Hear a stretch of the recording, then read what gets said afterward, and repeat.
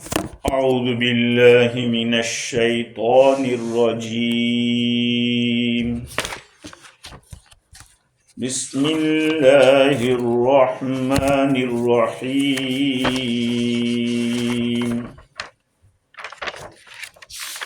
ولو يؤاخذ الله الناس بظلمهم ما ترك عليها من دابة ولكن يؤخرهم إلى أجل مسمى فإذا جاء أجلهم لا يستأخرون ساعة ولا يستقدمون ويجعلون لله ما يكرهون وتصف ألسنتهم الكذب أن لهم الحسنى لا جرم أن لهم النار وأنهم مفرطون تالله لقد أرسلنا إلى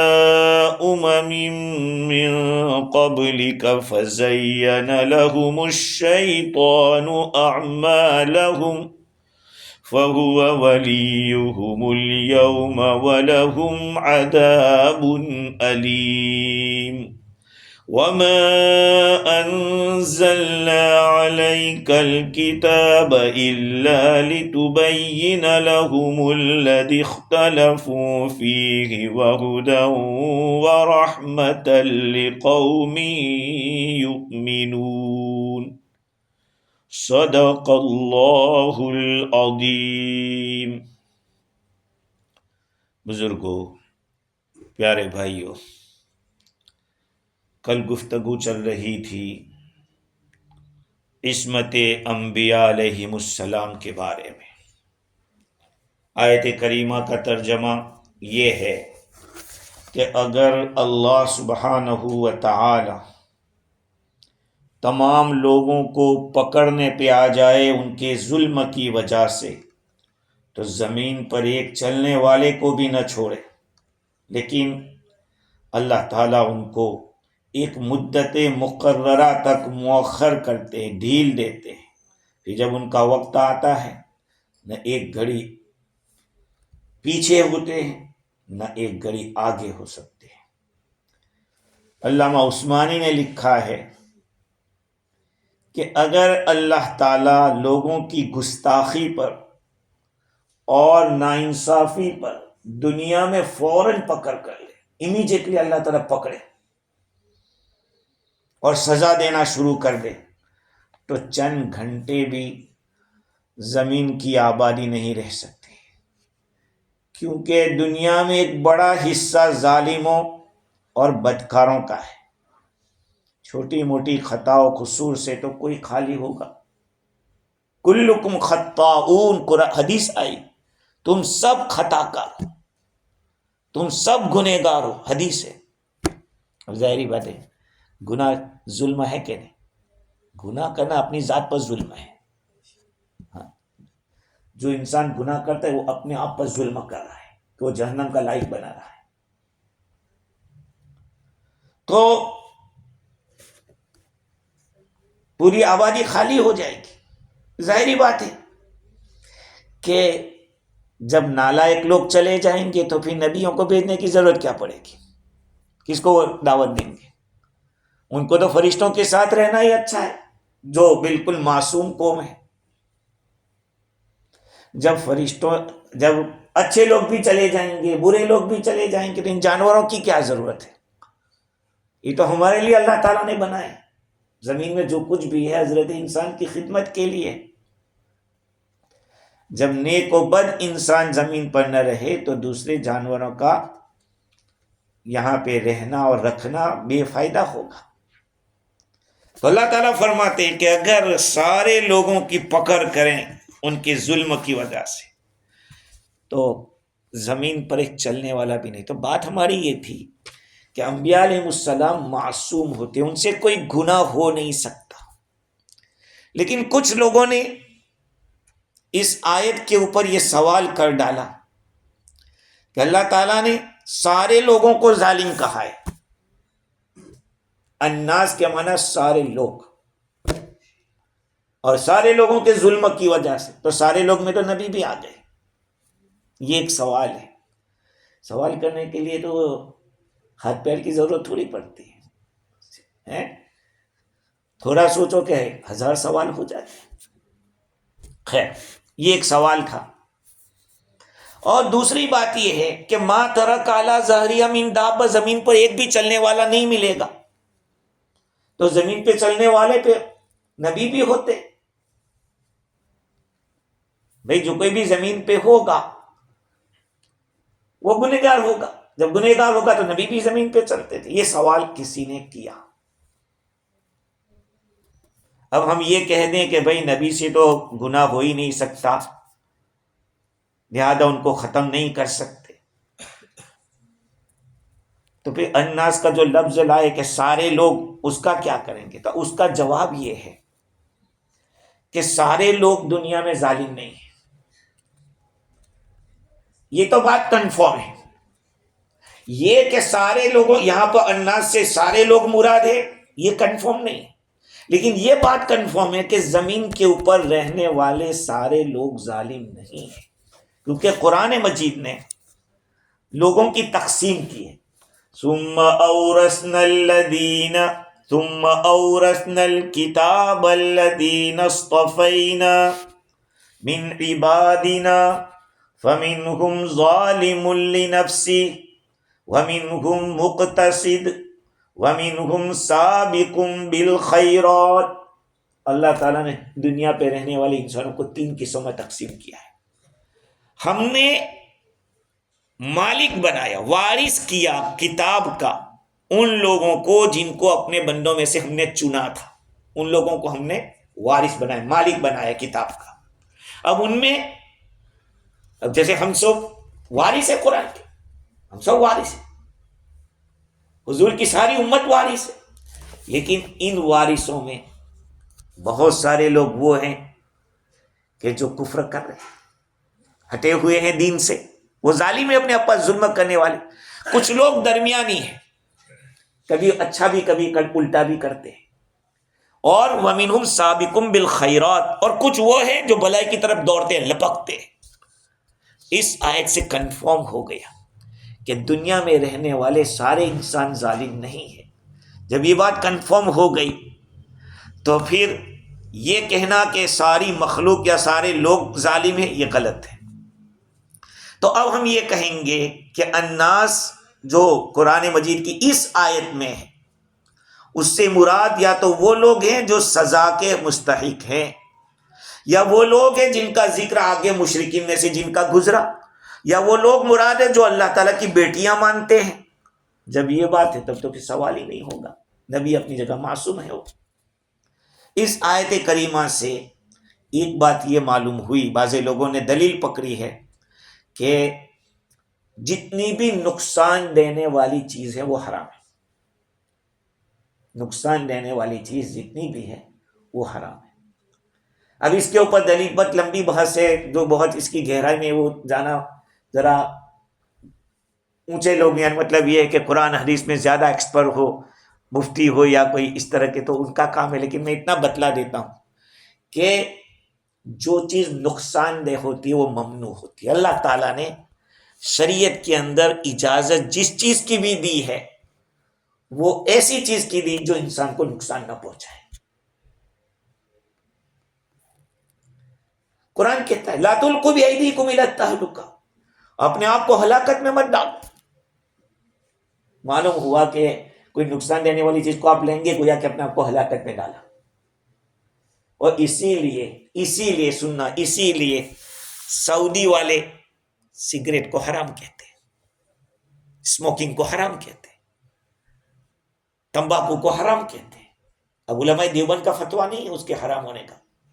ہاں اگر اس پہ کوئی نشے والی چیز ڈال کے اگر کوئی کھینچ رہا ہے تو وہ حرام ہے، لیکن ایسے ہی پی رہا ہے تو اس کو حرام نہیں کہتے، وہ مکروہ ہوگا، یعنی اچھا نہیں ہے. جتنی بدبو بڑھتی جائے گی وہ کراہت بڑھتی جائے گی. سمجھ رہے؟ اس لیے اگر کوئی سگریٹ بیچ رہا ہے وہ بھی حرام نہیں ہے، سگریٹ بیچنا جائز ہے. جس چیز کا کھانا پینا حرام اس کا بیچنا بھی حرام. اب وہ چاہے وہ چیز کسی کے لیے بھی صحیح ہو تو وہ جائز ہوگا. مثال کے طور پر انڈیا کے اندر ایک گڑ ملتا ہے، گڑ وہ جانوروں کے بھی کھلانے میں کام آتا ہے اور شراب بنانے کے بھی کام میں آتا ہے، تو ظاہری بات ہے وہ اس کو بیچنا جائز ہوگا.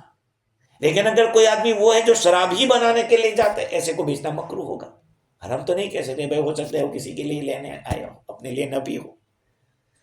تو جو بھی چیز نقصان دینے والی ہے اس کے اندر ممانعت ہے.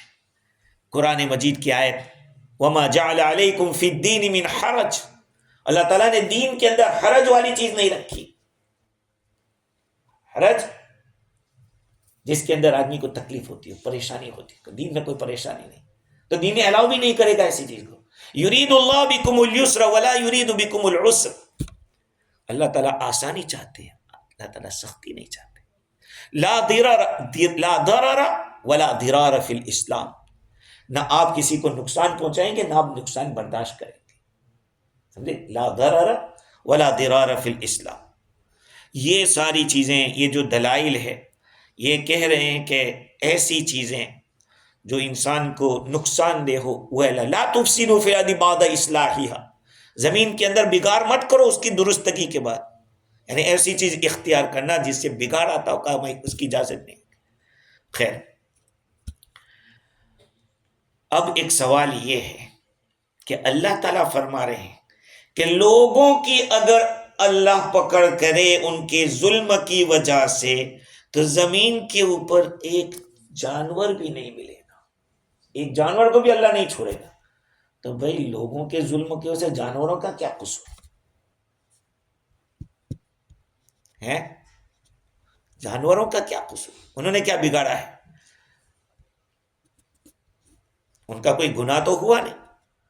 لوگوں کے ظلم کی وجہ سے ان جانوروں کو مٹانے کی ضرورت کا اس کا جواب ایک تو یہ ہے کہ یہاں من دابہ کے اندر سارے جانور آ جاوے، اس کو ماننے کے لیے تیار نہیں. بعض لوگوں نے یہ جواب دیا ہے کہ اس سے خاص طور پر ظالم لوگ مراد ہیں. بعضوں نے یہ جواب دیا. بعضوں نے یہ کہا کہ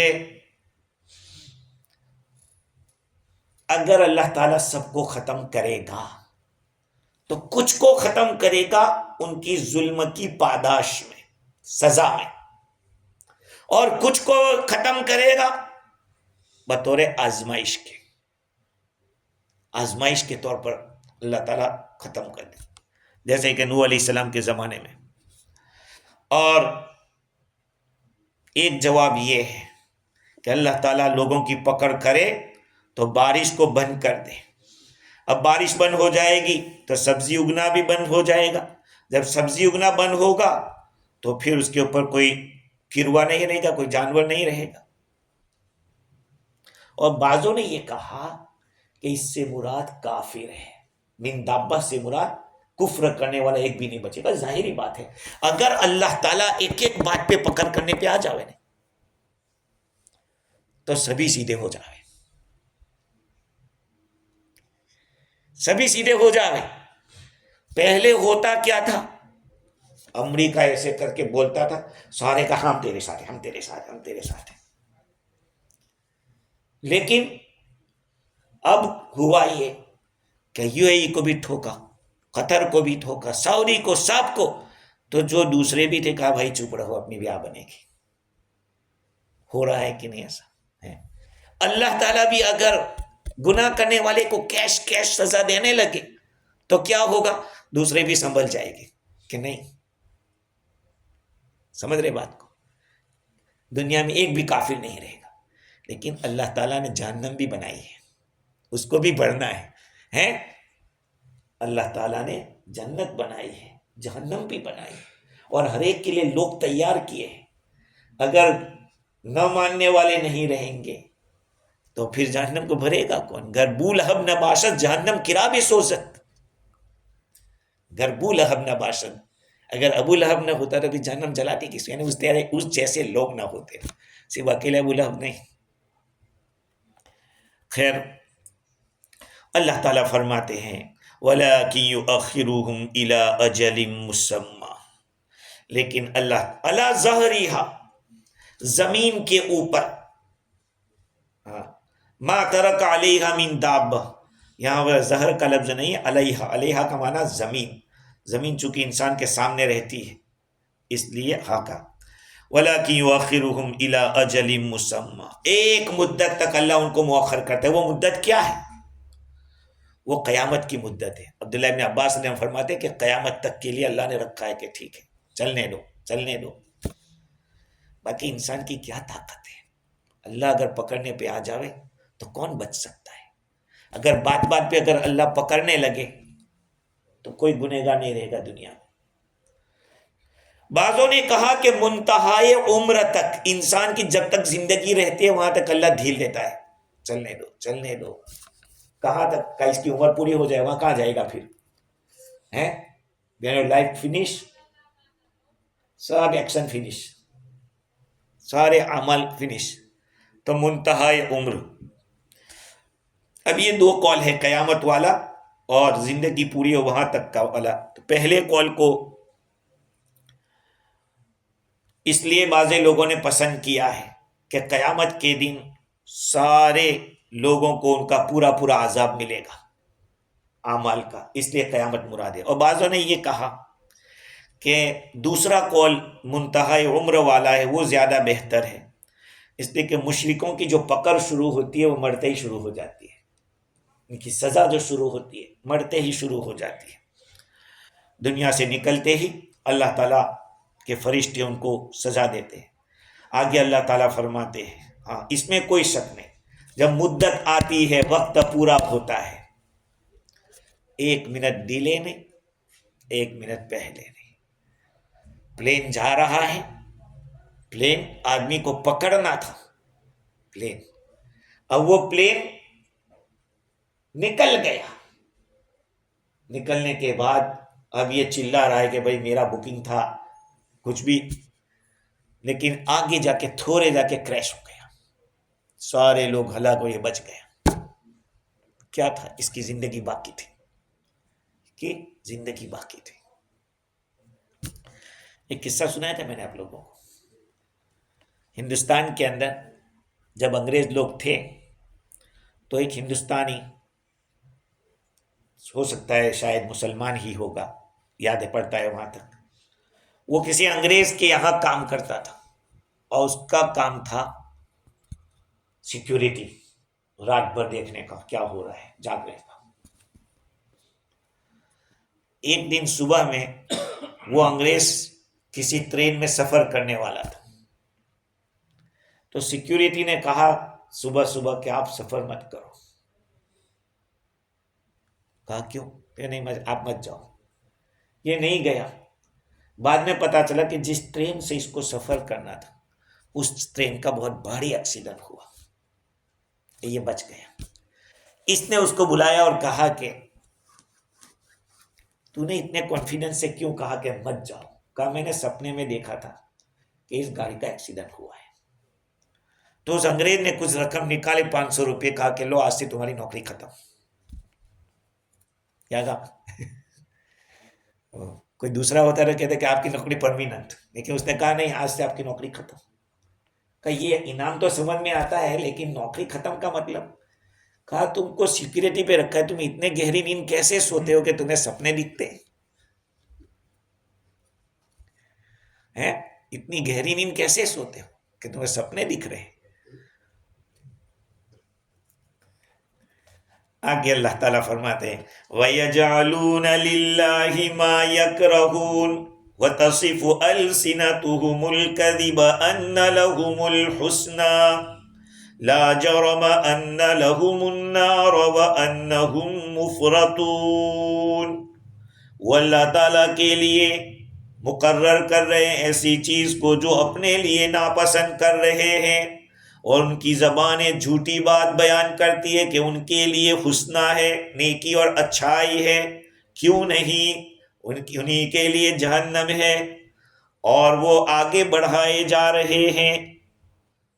ہاں، یہ جو کہہ رہے تھے نا کہ اللہ تعالیٰ کی بیٹیاں ہیں، فرشتے تو اللہ کی بیٹیاں ہیں، اللہ تعالیٰ اس کو فرما رہے ہیں وَيَجْعَلُونَ لِلَّهِ۔ اللہ تعالیٰ بھی ایک بات کے پیچھے جب کھینچائی کرتے ہیں تو پورے ٹاپک کو جب تک ختم نہیں ہوتا چھوڑتے نہیں، اور ظاہری بات ہے کہ غصہ اللہ کو آنا ہی چاہیے کہ جس کی نہ بیوی ہو نہ بچہ ہو اور پھر اس کو کہ تیری بیٹی ہے۔ انسان کو اس کی بیٹی کے بارے میں کوئی الٹا بولتا ہے تو برداشت نہیں ہوتا، اس غیرت کا تقاضا ہوتا ہے، اور جس کی بیٹی ہی نہیں ہے اس کو کہے تیری بیٹی ہے، اس ذات کو غیرت آنی چاہیے، غصہ تو آئے گا کہ ہاں اپنے لیے تو بیٹے ڈھونڈتے ہو اور میرے لیے بیٹی۔ وَيَجْعَلُونَ لِلَّهِ مَا يَكْرَهُونَ، یجعلون یصفون، یحکمون، فیصلہ کرتے ہو اللہ تعالیٰ کے لیے ایسی چیز کا جو اپنے لیے تو ناپسند کرتے ہو، اور وَتَصِفُ أَلْسِنَتُهُمُ الْكَذِبَ، ان کی زبانیں جھوٹ بیان کرتی ہے۔ وہ جھوٹ کیا ہے؟ أَنَّ لَهُمُ الْحُسْنَى، کہ ان کے لیے تو جنت ہوگی۔ حسنہ کے معنی ہے بھلائی، اچھائی۔ اس کی تشریح میں بعض لوگوں نے ایک ترجمہ کیا کہ تفسیر کی کہ اس سے مراد بیٹے، بیٹیوں کے مقابلے میں آیا ہے نا وَتَصِفُ أَلْسِنَتُهُمْ أَنَّ لَهُمُ الْحُسْنَى، کہ ان کے لیے بیٹیاں، ان کے لیے بیٹے، اللہ کے لیے بیٹیاں، ان کے لیے بیٹے۔ یوں ایک تفسیر یہ کی ہے۔ ایک تفسیر یہ کی کہ اللہ تعالیٰ کی بیٹیوں کے ساتھ ساتھ اپنے آپ کو بیان کرتے ہیں کہ اللہ ان سے راضی ہیں اور وہ دین حق کے اوپر ہے، اچھے طریقے کے اوپر ہے، یہ سوچتے ہیں۔ اور تیسرا قول یہ ہے کہ وہ اپنے لیے جنت کا دعویٰ کرتے ہیں، اللہ تعالیٰ کے یہاں جنت ملے گی، ہم کو ثواب ملے گا۔ سوال یہ ہے کہ جنت کی بات تو ان کے پاس ہونی ہی نہیں چاہیے، وہ تو قیامت کا انکار کرتے تھے، تو یہ تشریح اور تفصیل کیوں کر رہے ہو قیامت مراد حسنہ سے مراد جنت؟ تو اس کا جواب یہ ہے کہ وہ سارے لوگ قیامت کا انکار نہیں کرتے تھے، کچھ انکار کرتے، کچھ اقرار کرتے تھے۔ اور علماء نے لکھا ہے کہ عربوں میں کچھ لوگ ایسے تھے جو قیامت کا اقرار کرتے تھے، مانتے تھے۔ اس کی بھی دلیل ہے، وہ قیامت کو مانتے تھے، اس کی دلیل یہ ہے کہ جب ان میں کوئی آدمی مر جاتا تھا تو میت کی قبر کے اوپر ایک گھوڑا باندھ دیتے تھے، نفیس اچھا گھوڑا باندھتے تھے، جیسے آج کل کرسیاں رکھتے ہیں نا تاکہ باہر نکل بات کر سکے، قبرستان میں نہیں رکھتے گھوڑے، لوگ کرسیاں رکھتے تاکہ نیگوسیشن کرنا ہو یا کچھ ان کو پلاننگ کرنا ہو تو رات کو نکل کے کر سکے۔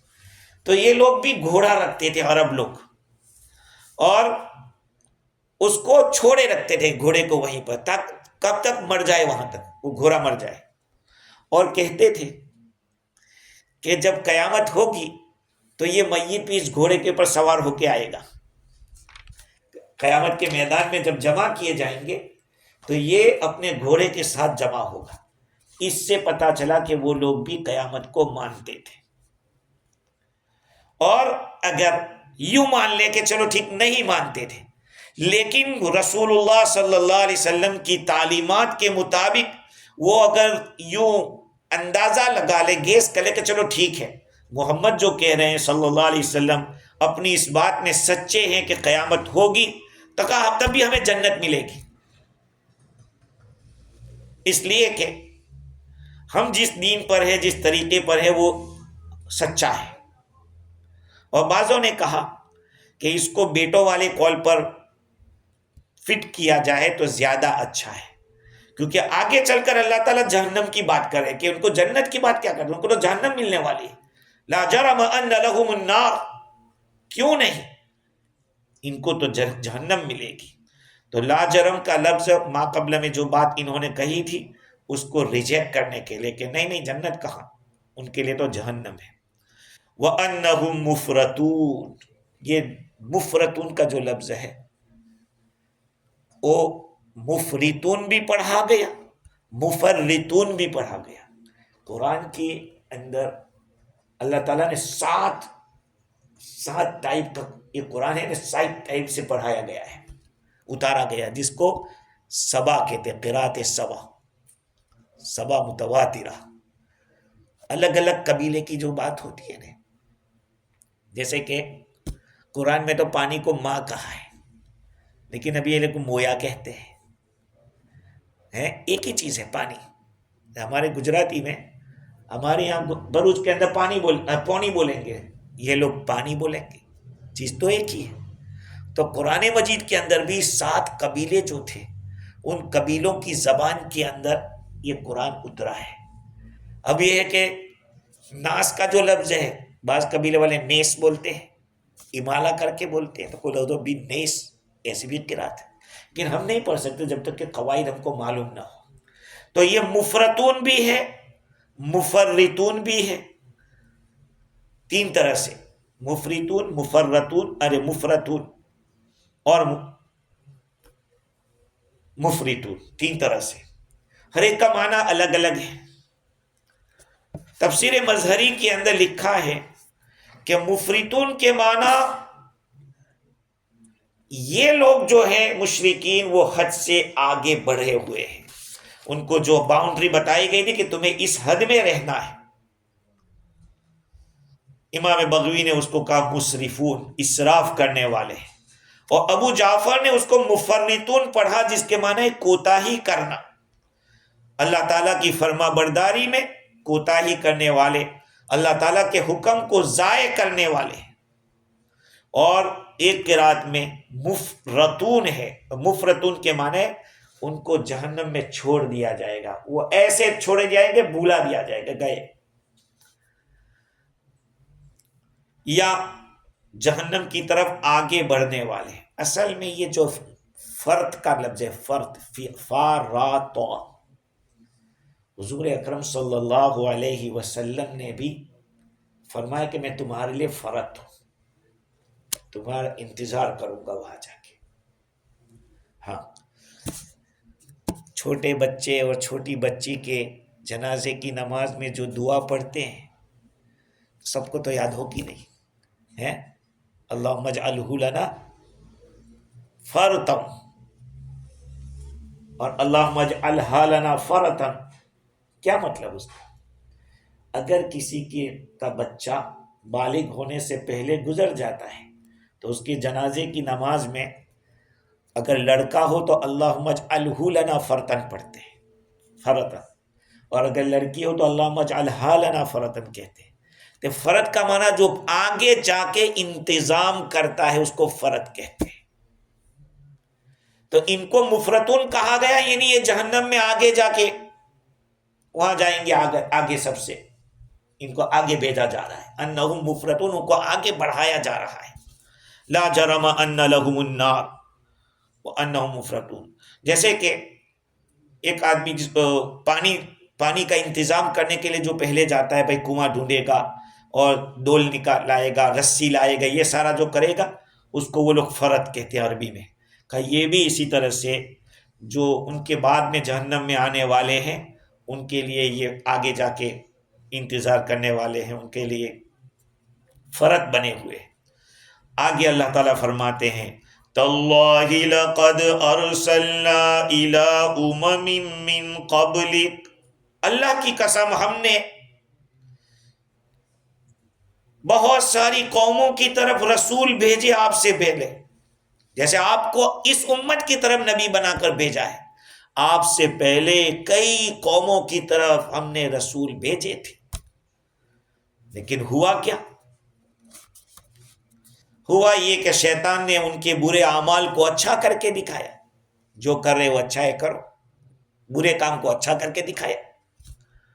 آج شیطان ان کا دوست بنا ہوا ہے، آج شیطان ان کا ولی بنا ہوا ہے، اور ان کے لیے دردناک عذاب ہے۔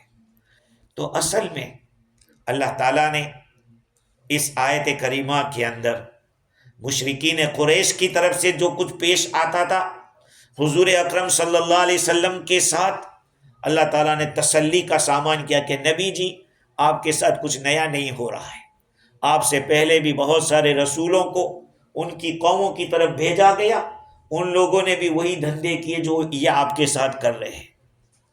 یہ تسلی کا سامان ہے، آپ کو جو غم لاحق تھا اس غم کو اللہ تعالیٰ ہلکا کر رہے ہیں کہ قوم کی جہالتوں کی وجہ سے آپ غمگین نہ ہو۔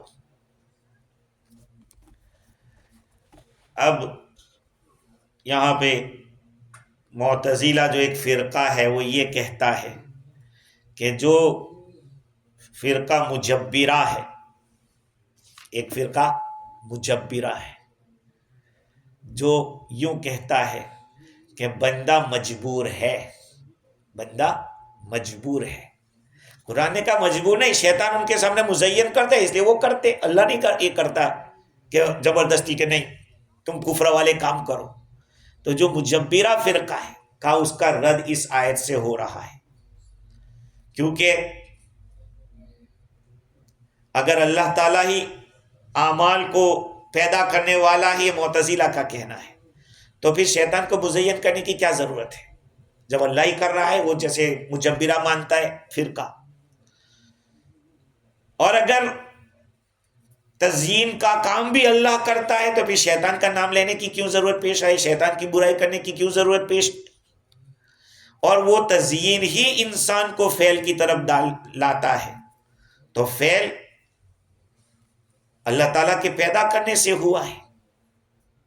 مطلب یہ ہے کہ یہ ایک عقیدے کا مسئلہ ہے۔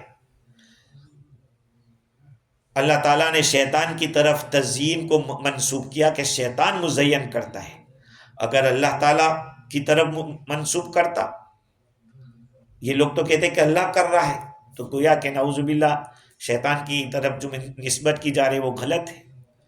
خیر، تو یہ الگ الگ فرقوں کی بات ہے۔ اگر یوں کہا جائے کہ کافروں کی نظروں کے اندر برائی کو اچھی دکھانے والا شیطان ہے، وہ وسوسے ڈالتا ہے شیطان۔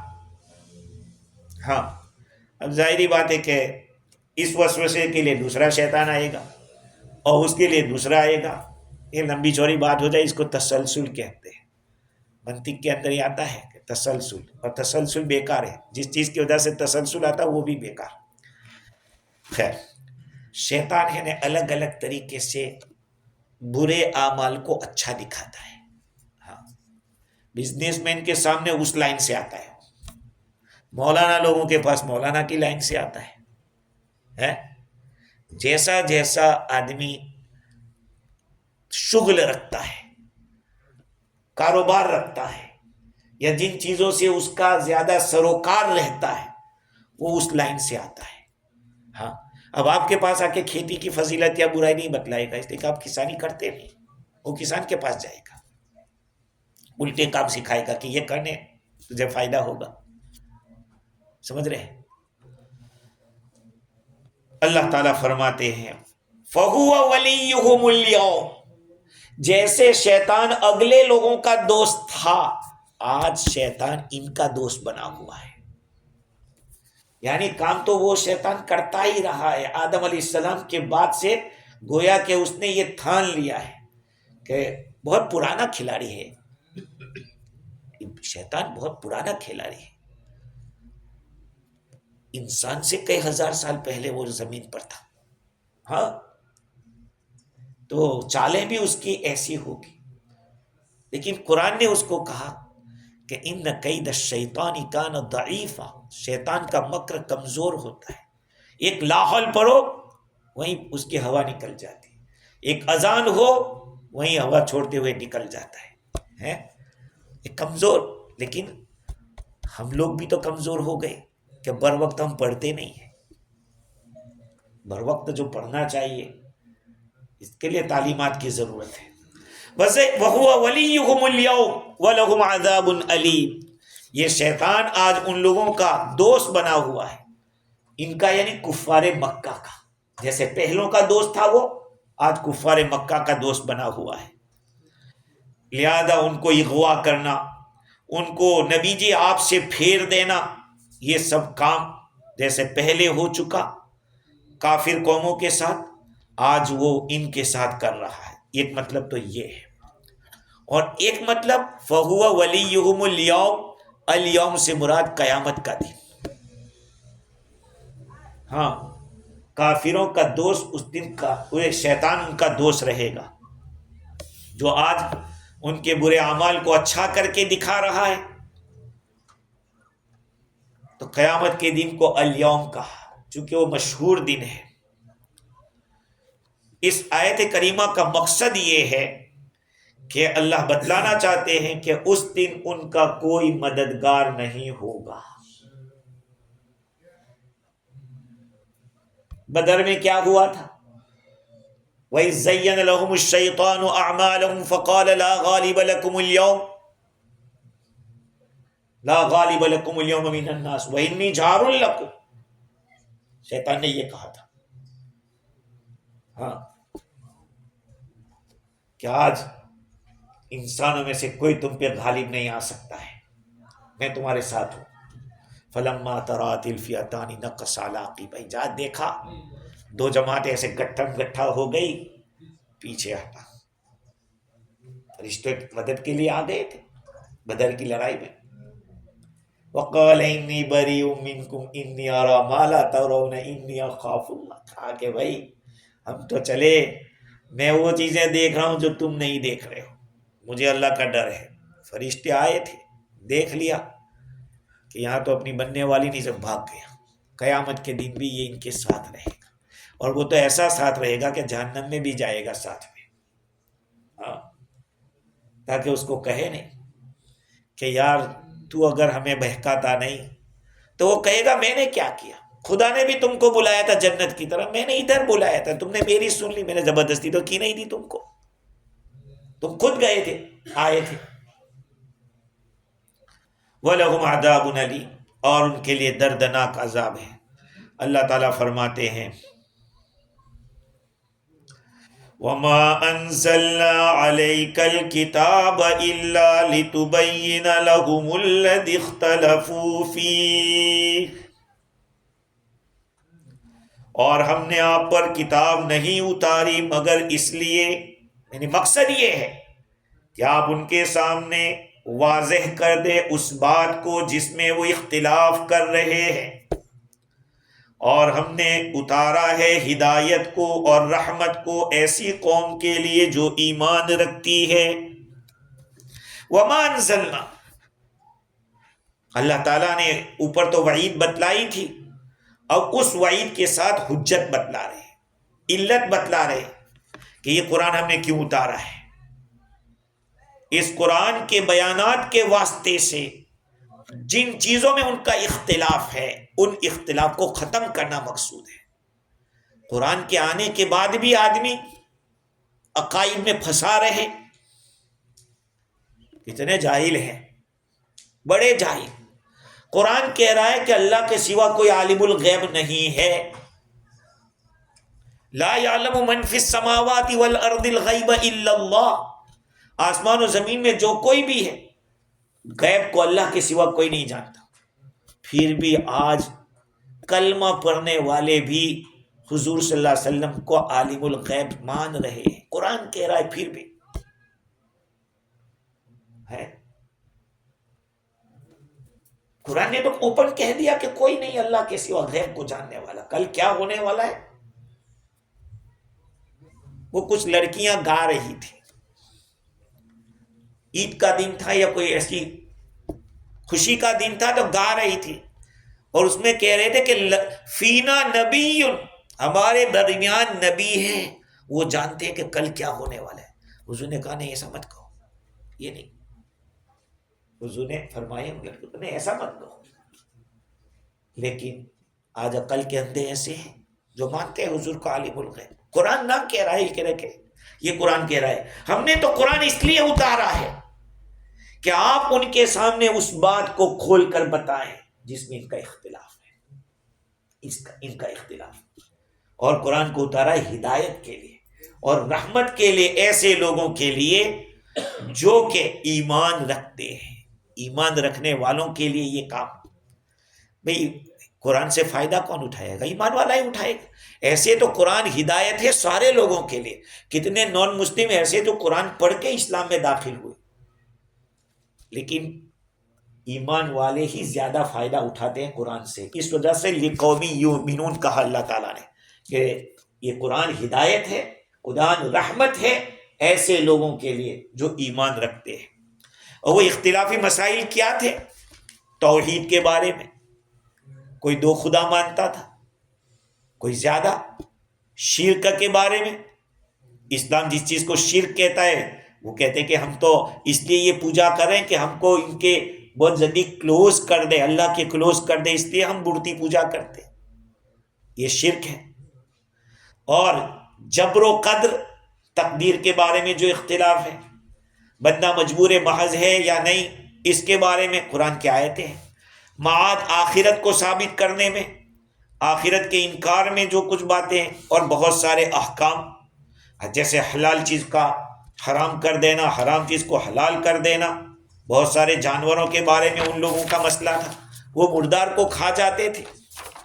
اس کے بارے میں گویا خلاصے کلام یہ ہے کہ القرآن فاصل بین الناس فی کل ما یتنازعون فی.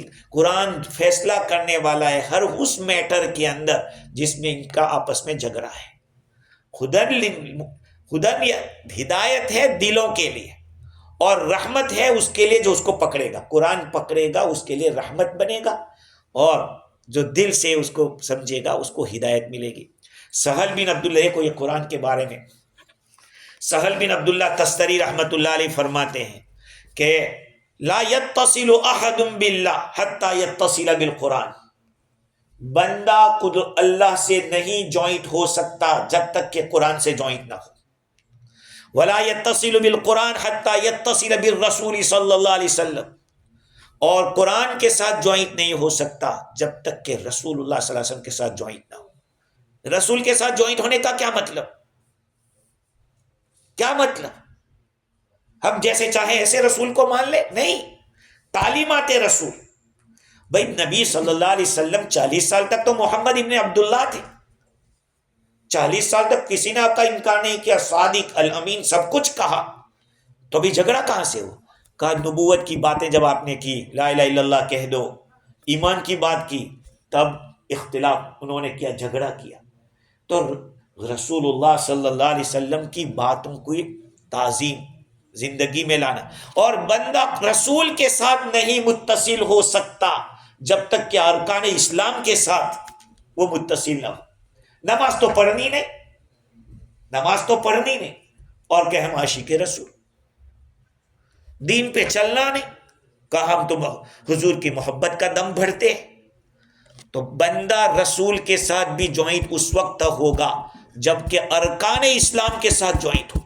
ارکان اسلام میں یہ 5 ارکان، شہادہ، نماز، روزہ، زکوٰۃ، حج، یہ سب چیزیں. اور مالک بن دینار رحمت اللہ علیہ فرماتے ہیں کہ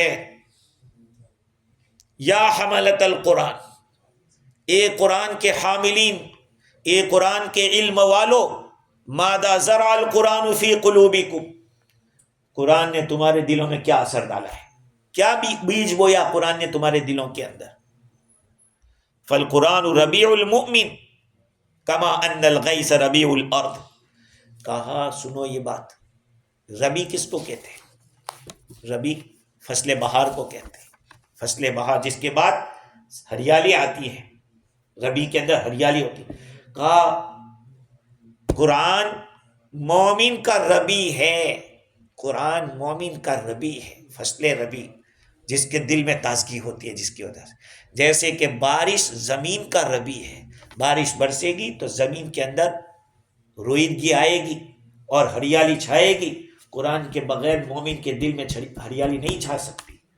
اور حضرت علی رضی اللہ تعالی عنہ فرماتے ہیں کہ میں نے رسول اللہ صلی اللہ علیہ وسلم کو یہ فرماتے ہوئے سنا کہ انہا ستکون فتنہ، یاد رکھو ان قریب فتنے ہوں گے. قلت ما المخرج منها یا رسول اللہ، میں نے پوچھا کہ اللہ کے رسول فتنوں سے نکلنے کی شکل کیا ہوگی؟ آپ نے فرمایا کتاب اللہ، اللہ کی کتاب، یہ اللہ کی کتاب کا یہ ہے، اس سے نجات ہوگی۔ فیہ نبأ ما کان قبلکم، اس قرآن میں تم سے اگلے لوگوں کی خبریں ہیں۔ وخبر ما بعدکم، بعد میں جو ہونے والا ہے اس کی خبر بھی اس میں ہے۔ وحکم ما بینکم، اور جو فیصلہ تمہیں ضرورت درپیش ہے، جو مسئلہ معلوم کرنا ہے کہ وہ اس میں ہے۔ وہو العلم، یہ علم ہے، ایک نالج ہے۔ کہتے ہیں نو نالج وداؤٹ کالج، لیکن نو نالج وداؤٹ قرآن، قرآن کے بغیر کوئی نالج نہیں، چاہے پوری دنیا پڑھ لو لیکن جاہل ہے، قرآن کے بغیر سب جاہل۔ اللہ تعالیٰ نے کہا یہ علم ہے اس کے اندر۔ وہو الفصل لیس بالہزل، قرآن اصل فیصلہ کرنے والا ہے، یہ فیصلہ کن کتاب ہے، وہ کوئی مذاق نہیں ہے۔ لا تشبع منہ العلماء، علماء اس سے سیر نہیں ہوتے، جتنا دیکھتے ہیں اتنی جہالت پتہ چلتی ہے اپنے کہ ہم کتنے بڑے جاہل ہیں، اتنی کتابیں دیکھو اتنا پتہ چلتا ہے۔ لا تشبع منہ العلماء وہو حبل اللہ المتین، یہ اللہ تعالیٰ کی مضبوط رسی ہے۔ والذکر الحکیم، اور حکمت والا ذکر ہے۔ والصراط المستقیم، صراط مستقیم ہے۔ من قال به صدق، جو اس کے ذریعے بولے گا اس کی تصدیق کی جائے گی، اس کو سچا کہا جائے گا۔ ومن حکم به عدل، قرآن کے ذریعے جو حکم کرے گا فیصلہ کرے گا وہ انصاف والا کرے گا۔ ومن عمل به اجر، جو اس پر عمل کرے گا اس کو اجر دیا جائے گا۔ ومن دعا الیہ فقد ہدی الی صراط مستقیم، اور جو قرآن کی طرف دعوت دے گا اس کو ہدایت ملے گی سیدھے راستے کی۔ یہ ہے قرآن، سب چیزیں اس میں جمع کر دی ہے۔ بہت مختصر سی بات قرآن مجید کے بارے میں رسول اللہ صلی اللہ علیہ وسلم کی اس حدیث نے سمو دیا، سمندر کو کوزے میں ڈال دیا یوں۔ اللہ تعالیٰ مجھے بھی اور آپ کو بھی دین کی بصیرت عطا فرمائے، قرآن کی سمجھ عطا فرمائے۔ وآخر دعوانا